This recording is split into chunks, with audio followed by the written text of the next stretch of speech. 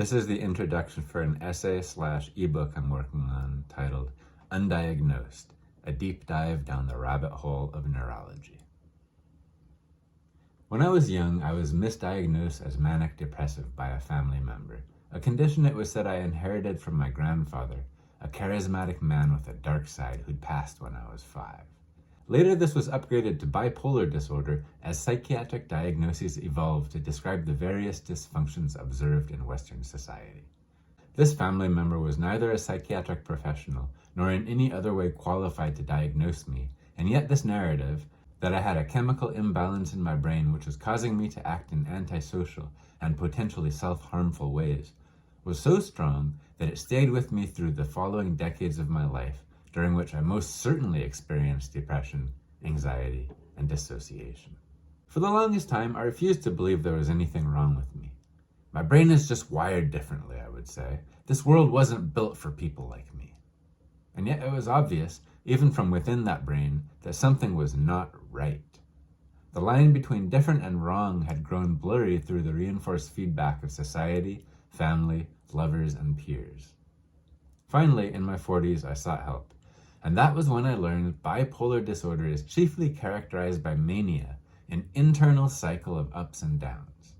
I was denied the diagnosis because everything I struggled with had to do with my relation to the outside world, to the people around me, and the demands of society. This was helpful in some ways, not so much in others.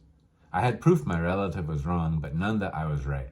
I had nothing to explain why I'd struggled all my life to hold down a job, maintain an intimate relationship, or manage to communicate the simplest of things in times of emotional stress. It wasn't until I heard my own life story reflected back at me in the form of other people's experiences that I found my answer. Thus began my deep dive into the world of psychiatric disorders, conditions, symptoms, evaluations, supports, and accommodations, and most importantly, communities. For the first time in my life, I found people who accepted me as I was, who didn't expect me to change my behavior to meet their expectations, who had experiences matching mine and were glad to know they weren't alone either.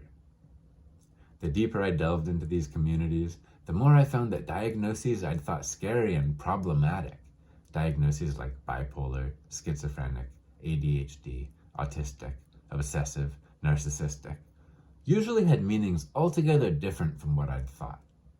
And while it had been extremely helpful for me to find myself within the experiences described by the members of such groups, what I noticed was an eventual tendency to take the understanding of the word's actual meanings for granted.